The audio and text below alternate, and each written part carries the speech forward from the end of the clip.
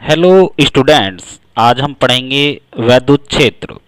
आपने अपने घरों में देखा होगा कि बल्ब की रोशनी एक सीमित क्षेत्र तक ही फैल पाती है। उसी प्रकार एक चुंबक के चारों ओर बिखरा हुआ बारूदा, लोहे का बारूदा, वह चुंबक एक निश्चित क्षेत्र तक ही उस लोहे के बारूदे को खींच पाती है।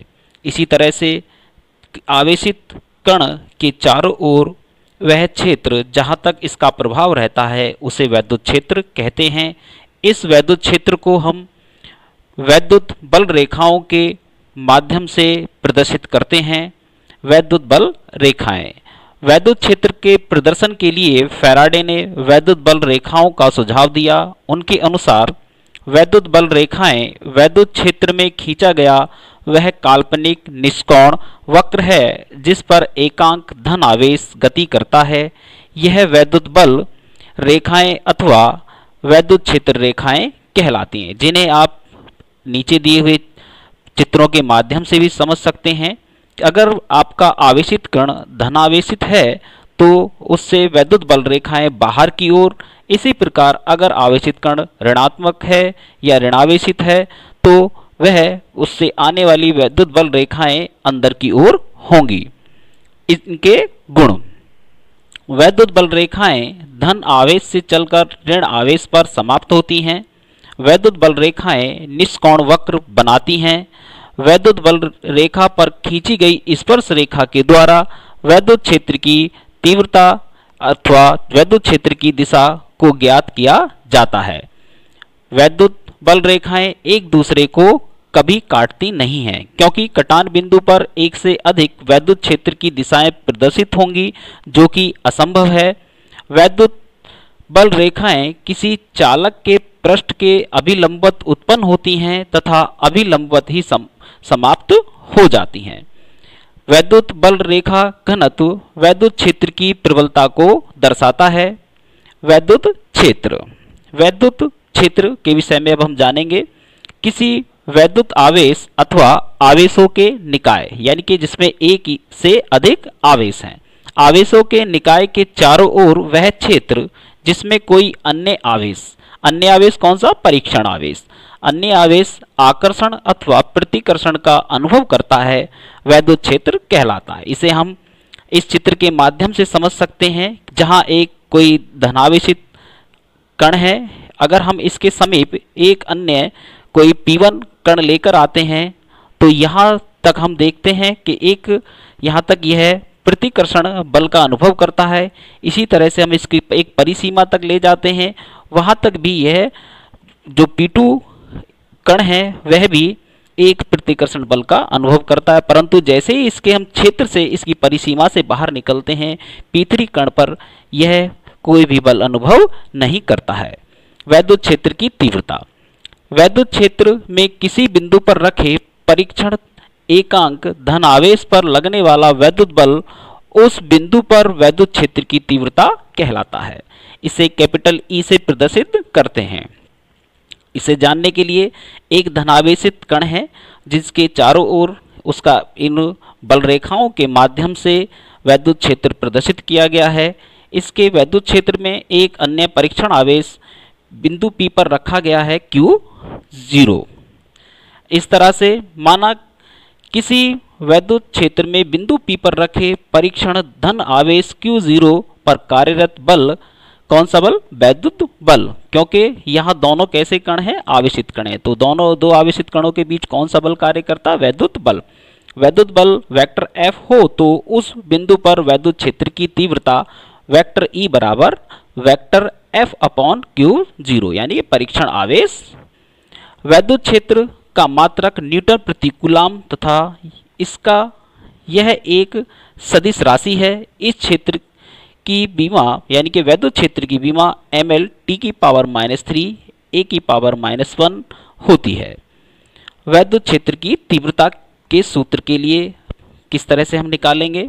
माना स्रोत आवेश यानी कि जो आपका मूल आवेश है कैपिटल Q तथा परीक्षण आवेश जिससे आप जानना चाहते हैं कि कैपिटल Q किस क्षेत्र तक या किस स्थिति तक उसका जो वैद्युत क्षेत्र है वो प्रभावी है, के बीच की दूरी बीच की दूरी स्मॉल r है, तब कूलाम के नियम के अनुसार परीक्षण आवेश Q0 पर लगने वाला बल F बराबर, जिसकी हमने अभी बात करी थी, कौन सा बल है ये, कूलाम के नियम के द्वारा वैद्युत बल, F बराबर 1/4 pi epsilon 0 Q0 upon R square. तब जो अभी हमने फार्मूला यूज किया है E बराबर वेक्टर E बराबर F अपॉन Q0, उसमें F की वैल्यू रखने के बाद हमारी जो E की वैल्यू आ रही है E बराबर 1/4 pi epsilon 0 dot cube upon R का स्क्वायर।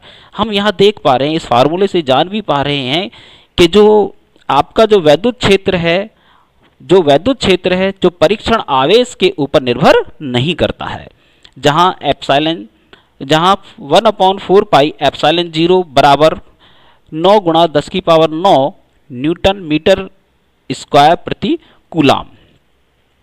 विभिन्न वैद्युत आवेशों के कारण वैद्युत क्षेत्र की तीव्रता, कहने का मतलब यह है कि किसी निकाय में वैद्युत आवेश का मान, बहुत सारे वैद्युत आवेश हैं, Q1 Q2 Q3 dot dot Qn है, तो किसी बिंदु पर सभी आवेशों द्वारा उत्पन्न अलग अलग वैद्युत क्षेत्रों की तीव्रता vector E1 vector E2 vector E3 dot dot vector En के योग के बराबर होगी। अब यहाँ इसने कहा है अलग अलग का मतलब ये आपने पढ़ा है कि E बराबर F अपॉन Q, क्योंकि हम जानते हैं जो F है आपका जो कूलाम के नियम के अनुसार जो वैद्युत बल है वो हमेशा दो आवेशित कणों के बीच ही कार्य करता है, इसलिए सबका अलग अलग।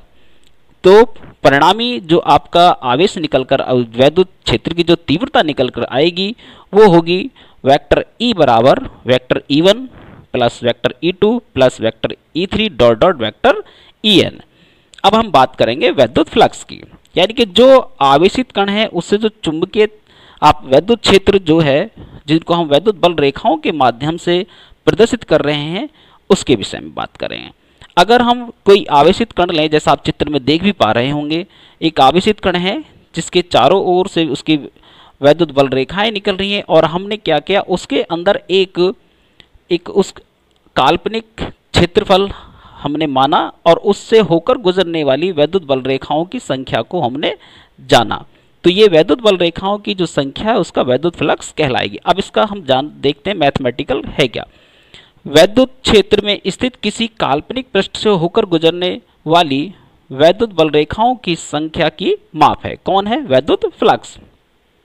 इसे फाई ई से प्रदर्शित करते हैं।